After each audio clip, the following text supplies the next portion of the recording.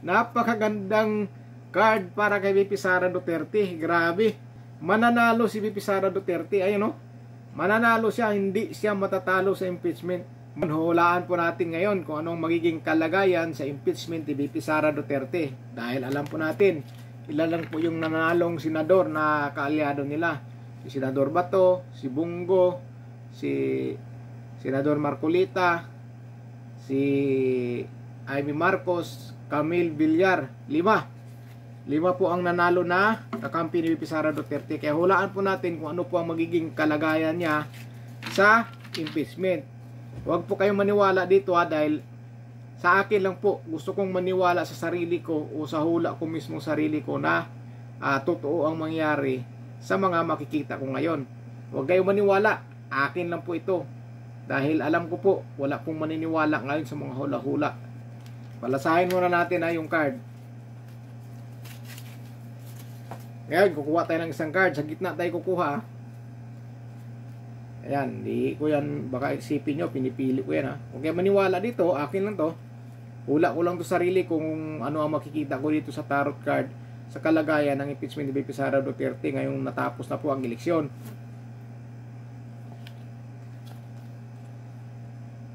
Uy, mukhang pinagkaisahan po si VP Sara Duterte May po, napalibutan po siya ng mga mukhang naiipit po siya dito si VP Sara. Pero hindi po siya susuko. Hindi po siya susuko kahit iniipit na siya ng mga kalaban niya. Hindi po siya susuko sa impeachment.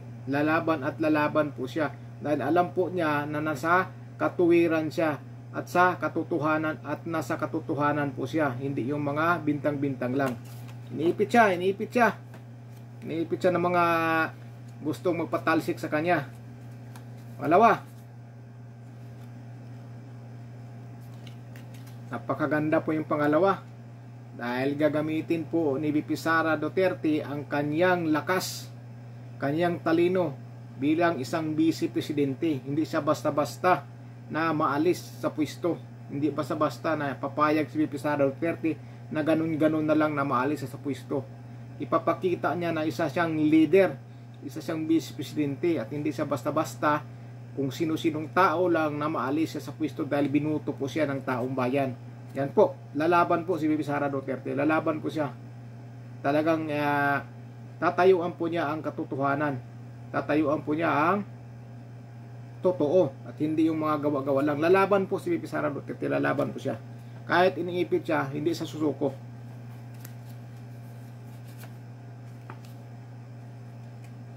Ayan. Ngayon, tinitimbang-timbang na po o binabalance-balance na po ni VP Sara Duterte. Binabalansin na po ni VP Sara Duterte ang mga gagawin niya ngayon dyan sa kanyang impeachment o pagharap sa kanyang impeachment. Alam ko, gumagawa na po ng paraan si VP Sara Duterte kung paano niya malulusutan yung mga trial sa buhay niya ngayon. Binabalansin na niya. Binabalansin niya ang sarili niya kung ano po ang gagawin po talaga niya dyan para hindi siya maalis sa pwesto dahil hindi po siya susuko.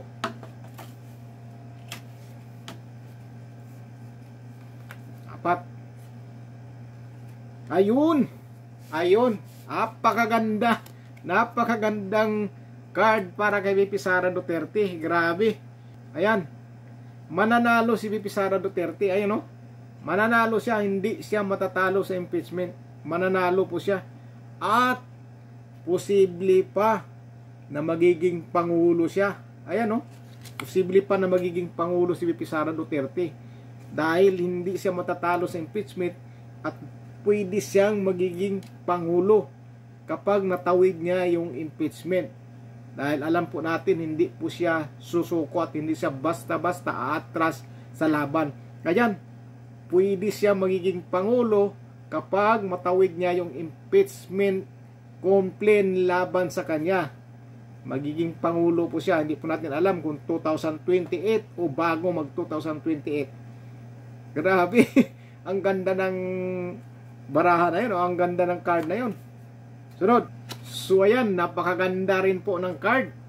Dito po, lalaban po talaga si VP Sara Duterte. Susundin po niya kung ano man ang nasa isip niya o mga plano niya. Yan po sundin niya. Kahit man nakapikit ang mata niya, may liwanag po sa buhay ni VP Sara Duterte. May liwanag po ang kalagayan niya sa impeachment na yan. Ayan o, lalaban po siya. Kahit nakapikit po yung mata niya, lalaban po siya. Kahit yung iba na hindi kilala ni VP Sara Duterte na mga siguro gustong-gusto siyang patalsikin, sikrito lang ng mga kasabot ng kalaban niya, lalaban po si VP Sara Duterte. Lalaban po siya. Susundin po niya kung ano man ang nasa puso at isipan niya. Kung ano man mga desisyon niya, susundin po niya, gagawin po niya, lalabanan po niya kahit sino. Lalabanan po. Hindi siya susuko kahit makapikit pa ang mata niya. Lalaban siya. Ayan. Positive lang daw si VP Sara Duterte na mananalo siya. Ang nasa isip ni VP Sara Duterte na mananalo sa impeachment, hindi siya matatalo at hindi siya magpapatalo. Yun po ang nasa isipan niya ngayon. Dahil binuto siya ng taong bayan, dapat taong bayan lang po ang magpapatanggal sa kanya sa pwesto. Hindi yung sino-sino lang tao, ilang tao lang sa bansa natin, ilang opisyal ng gobyerno. Dahil binuto siya ng tao, taong bayan lang po ang magpapaalis sa kanya. Kaya hindi nila basta-basta mapaalis si VP Sara Duterte. Hindi nila matatalo sa impeachment yan. Sunod. Ayan na, success na si VP Sara Duterte. Ayan na po, successful na po si VP Sara Duterte. Mananalo nga po siya. Mananalo siya at yung goal niya na mananalo at magiging sunod na Pangulo, matutupad po yan. Matutupad po yung goal ni VP Sara Duterte na matulungan ang bansa natin at masiayos ang bansa natin. Matutupad po yan, magagawa po ni VP Sara Duterte yung goal niya na maayos niya ang bansa natin. Magiging Pangulo siya. Yung goal niya, magiging Pangulo at maayos ang bansa natin. Matutupad po. Matutupad po yung goal na yan ni VP Sara Duterte dahil napakatibay po ni VP Sara Duterte. Hindi basta-basta sumusuko. Matatag, matibay, matalino, madiskarte at hindi umuurong sa laban. Ayan. Hindi na pinapansin ni VP Sara Duterte yung mga naninira sa kanya. Hindi niya, pinabayaan na lang niya yung mga taong naninira sa kanya. Ang importante sa kanya ngayon, yung mga gusto niyang mangyari sa buhay. Yung uunahin niya harapin yung mga problema. Uunahin niya harapin yung mga pagsubok sa kanya. Unahin niyang harapin yung mga pagsubok na kinakaharap niya ngayon. Pero tuloy-tuloy pa rin ang kanyang goal o kanyang mga pangarap na maayos ang bansang Pilipinas. Dahil alam na po natin ngayon, marami na pong krimen ulit na nangyayari. Gusto pong maayos si VP Sara Duterte. Kaya siya lumalaban sa kanyang mga kinaharap.